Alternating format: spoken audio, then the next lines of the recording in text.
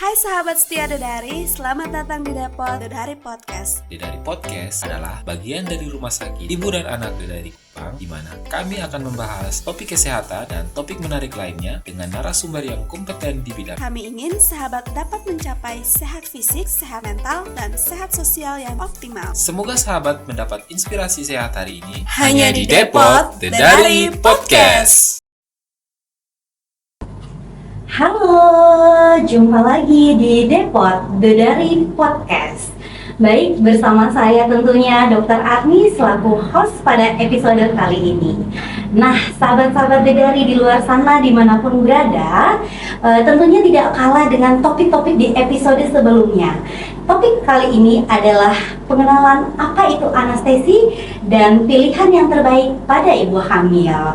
Nah, sebelumnya izin dokter ya, mungkin saya sedikit spill nih ke sahabat-sahabat Dedari di luar sana, karena kalau ibu hamil, kalau ditanya dokter SPOG atau dokter kandungannya cepet jawab dok. Tetapi kalau nih justru juga dokter anestesi itu memegang peranan yang penting, bunda-bunda, sahabat-sahabat Dedari di luar sana. Baik, narasumber kita pada episode kali ini adalah Dr. Dave Tunggal, spesialis anestesi. Beliau sudah bergabung bersama Rumah Sakit Ibu dan Anak Dedari dari tahun 2024 ya dokter ya.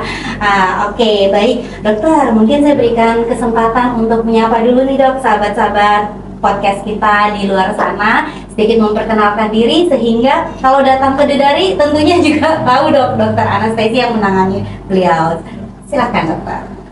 Halo sahabat Dedari, nama saya Dr. Dave Tunggal, spesialis anestesi. Sebenarnya ada tambahan lagi nih dok, spesialis anestesi dan terapi intensif. Wow. Oke dok. Kemudian saya sekarang bekerja di Dedari, kemudian ada dan juga sebagai dosen di Dana.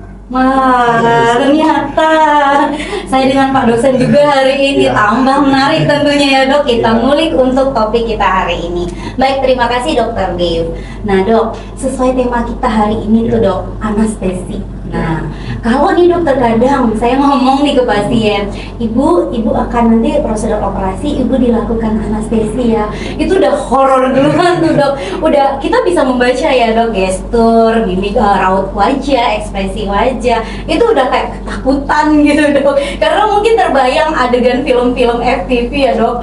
Anestesi itu ya bius gitu. Di film-film ditaruh terus pingsan deh pasiennya gitu kan. Nah dok, mungkin sedikit menjelaskan kepada sahabat-sahabat Dedari, apa sih anestesi secara keilmuannya dokter? Baik, terima kasih. Baik, makasih dok. Jadi anestesi ini sendiri dok sebenarnya suatu prosedur yang menghilangkan separuh atau seluruh dari sensasi, biasanya sensasi nyeri dengan atau disertai ataupun tanpa disertai dengan kehilangan kesadaran. Jadi untuk anestesi itu sendiri secara umum terbagi atas 3, tapi yang paling sering dipakai itu ada anestesi umum, kemudian anestesi regional, dan juga anestesi lokal. Dan biasa kalau di pembiusan ini untuk untuk operasi kandungan bidanan itu biasanya biusnya bius paruh badan atau bius regional.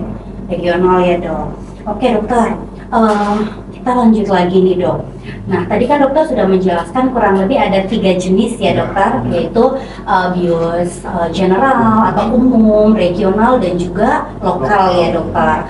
Nah dok, proses kehamilan sendiri kan kita tahu nih dok, ada 3 tahapan atau trimester nih dok.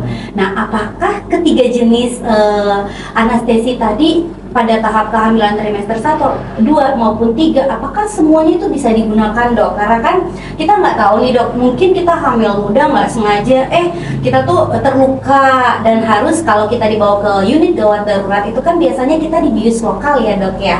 Nah dengan obat-obatan lokal seperti lidocaine dan lain-lain seperti itu. Nah apakah itu aman dok dilakukan sejak kita tuh baru trimester 1 atau mungkin usia kehamilan kurang dari 20 minggu?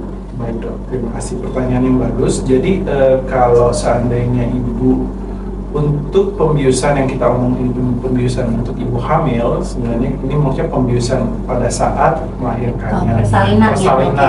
Persalinan itu biasanya bius separuh badan yang regional biasanya. Namun kalau pada kasus-kasus di mana trimester 1, trimester 2 maupun trimester 3 dan mengalami kecelakaan, amit-amit ya dok ya, ya kalau seandainya kecelakaan dan juga harus dilakukan operasi non obstetri ya dok. Berarti tergantung dari pemilihannya. Kadang kalau seandainya lukanya kecil, biasanya kita lebih memilih bius lokal. Jadi artinya aman ya dok ya, aman. Tidak ada, karena kan begini dok, terkadang ya masyarakat yang non medis gitu ya dok, yang jarang terpapar, mereka tuh sudah begitu sesuatu obat baru masuk, even itu hanya di sebatas kulit ya dok ya, itu udah pemikirannya udah sangat jauh gitu. Jadi baik sahabat-sahabat di rumah, tentunya sudah ada penjelasan dari Dr. Dave bahwa ketika itu pun juga trimester 1 dan memang harus dilakukan suatu tindakan yang memerlukan bius lokal, itu boleh-boleh aja. Jadi tidak perlu takut yang berlebihan tentunya dokter. Baik dok, tadi kan sudah terjawab juga nih dok bahwa ketika kita hamil dan kita persiapan untuk persalinan, sebaiknya kita gunakan bius regional dokter ya. Mungkin sahabat-sahabat di sana juga sudah pernah mengalami dan sudah menjalani prosedur tersebut.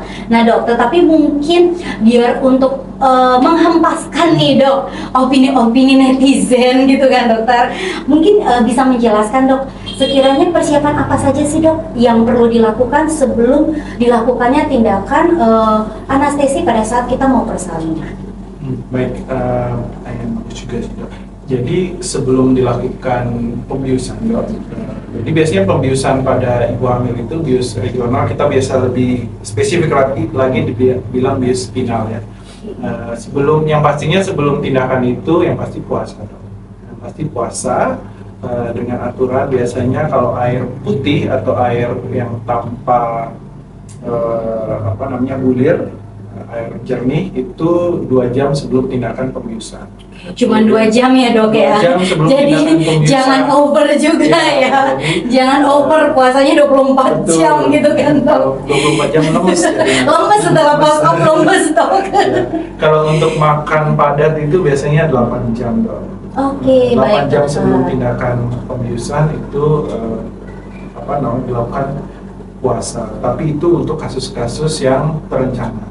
Tapi kalau kasus-kasus emergensi, benar banget dok, karena kan tidak semua ya dok ya yang datang itu oke, siap udah tertata. Kita nggak tahu nih kondisi-kondisi emergensi di luar sana. Nah gimana tuh dok kalau untuk kondisi emergensi atau biasa medis bilangnya sito ya dok? Nah, mungkin kalau teman-teman lebih paham emergensi ya, kalau emergensi itu kita tanpa memandang puasa sebenarnya dok. Kita untuk menyelamatkan ibu dan bayi, ada beberapa teknik yang kita sudah diajarkan pada saat pendidikan. Memang kita sudah persiapan untuk penanganan emergensi dan itu tidak memandang puasa. Jadi kalau seandainya puasa itu optimalnya itu puasa, tapi kalau emergensi kita tidak memandang puasa, harus kita selamatkan ibu dan bayi.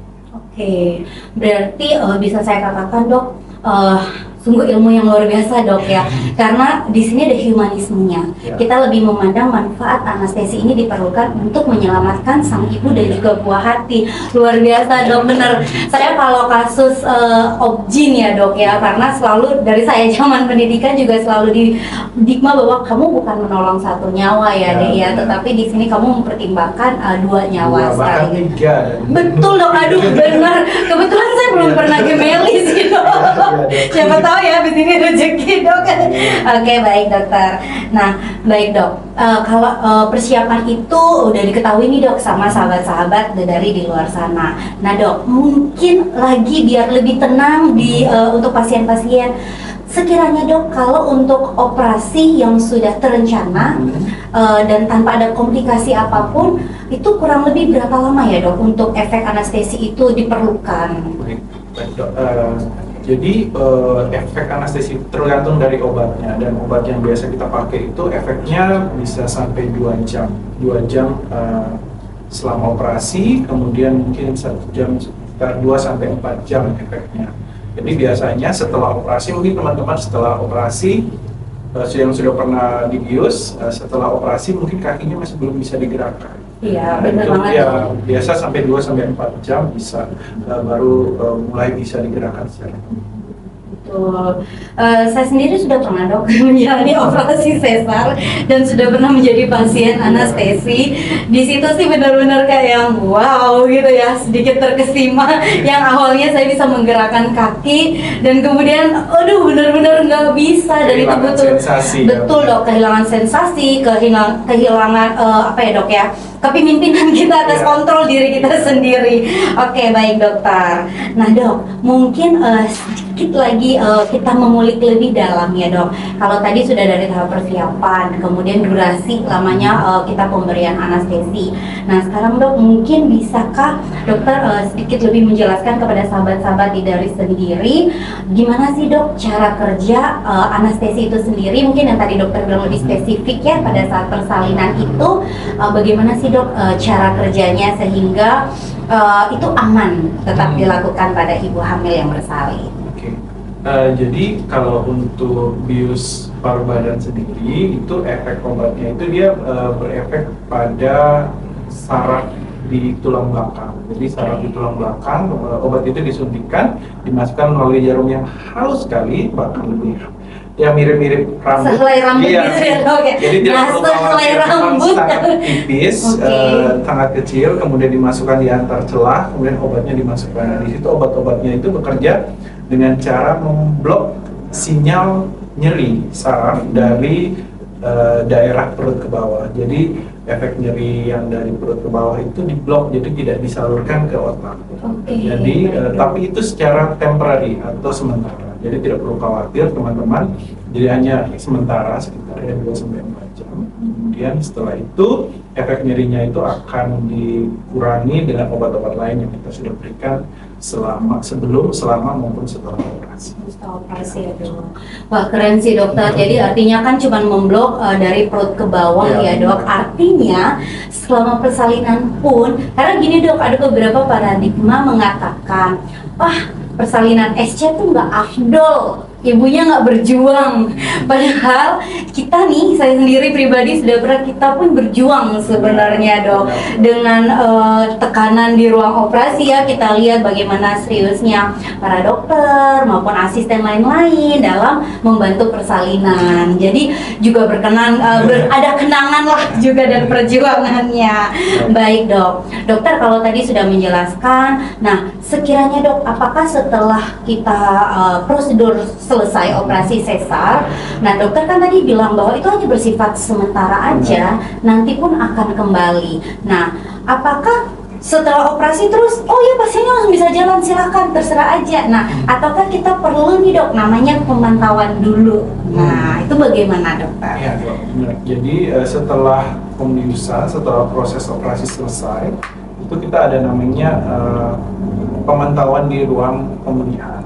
Nah itu biasanya kurang lebih 1 jam untuk mengecek efek obat anestesinya udah hilang atau enggak, kemudian apa adanya komplikasi setelah pembiusan. Itu kita observasi di ruang pemulihan. Nah di situ nanti kita lihat, kemudian setelah operasi biasanya untuk sekarang kita lebih edukasi pasien memang untuk segera bergerak. Tujuannya untuk apa? Justru kita diedukasi untuk langsung mobilisasi Ya, dok ya. mobilisasi dini, Itu bahasa penting ya. istilahnya. Jadi no manja-manja ya bu. Ya.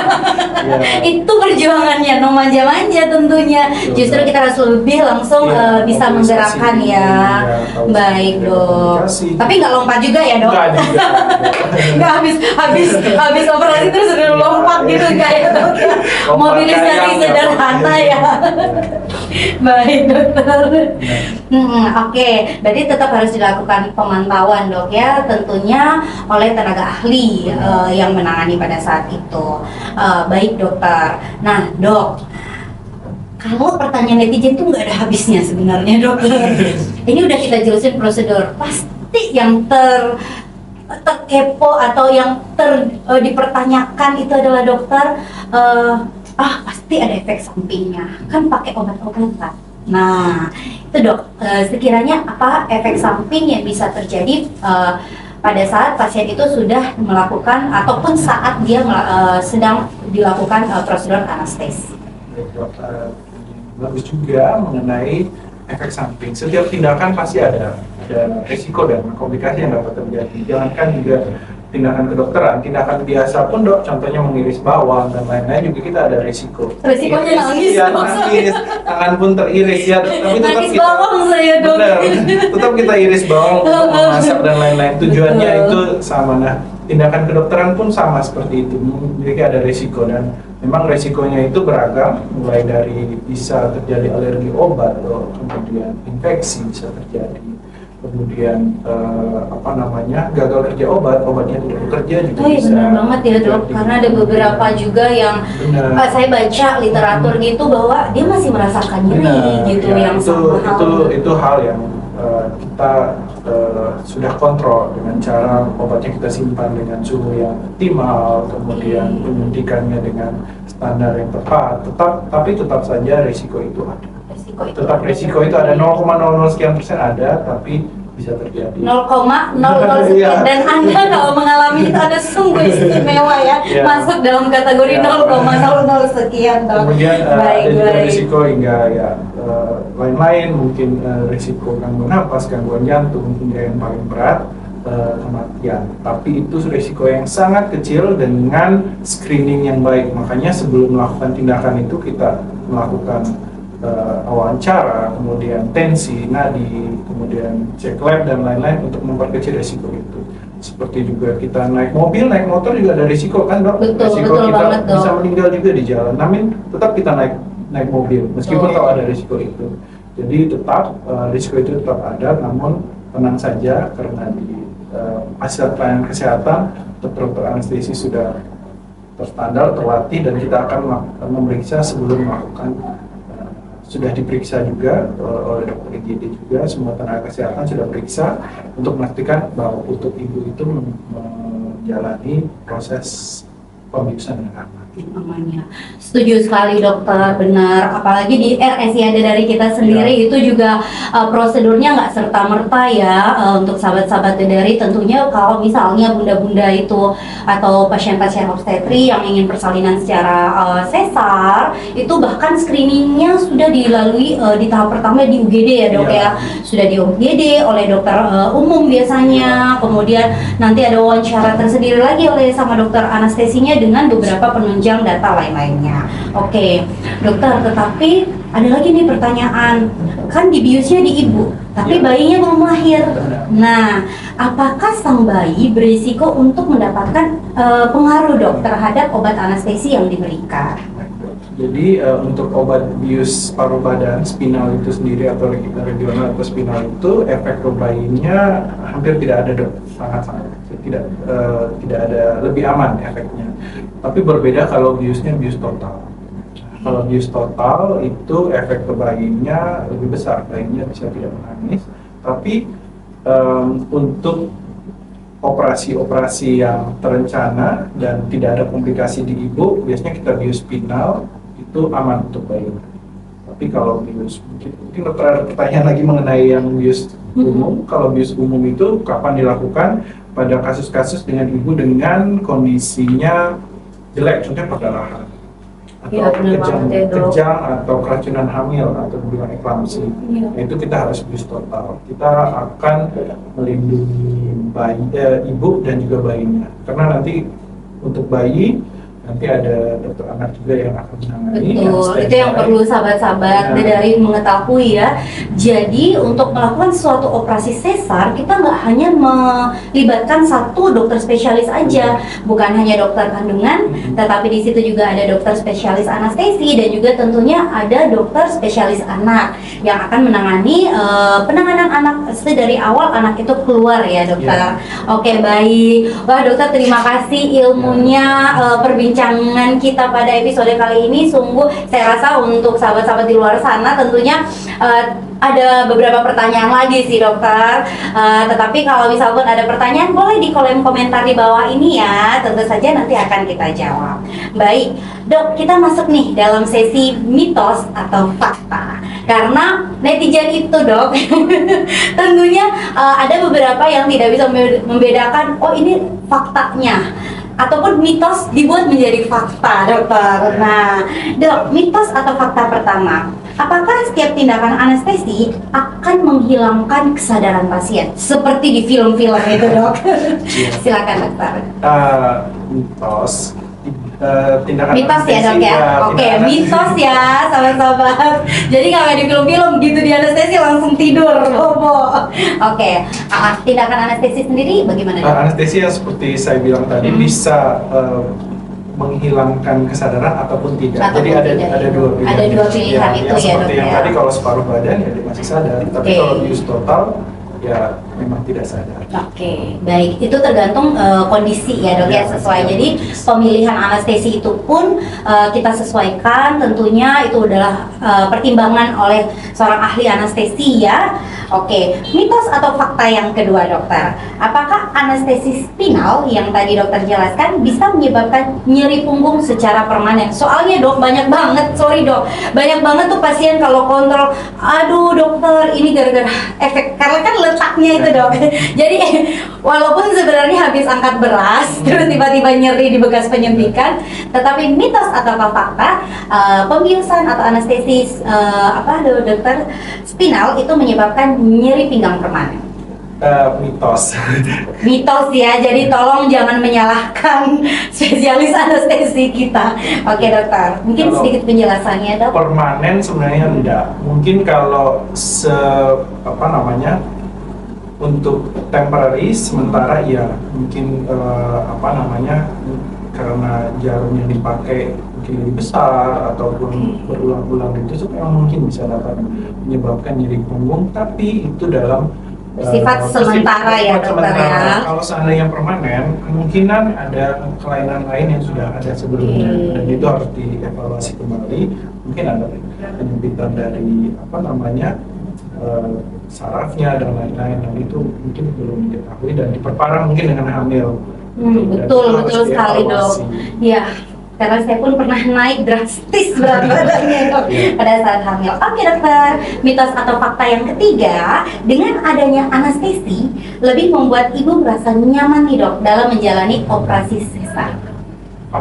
Fakta dong, tepuk tangan dulu untuk spesialis anestesi yang sudah bekerja optimal ya dok, tentunya. Bener banget dok, gimana, saya juga mendukung itu fakta. Kenapa dok? Banyak sekali review-review ataupun sekarang lagi tren kan dok buat video pada saat operasi sesar, dan gak ada tuh yang teriak pada saat pemrosesan. Jadi fakta ya untuk ibu-ibu sahabat-sahabat dari di luar sana, apabila memang sudah dijadwalkan operasi itu persalinan itu tidak bisa dilakukan secara normal, jangan takut, karena anestesi itu justru membuat sahabat-sahabat dari lebih nyaman tentunya dalam menjalani proses persalinan.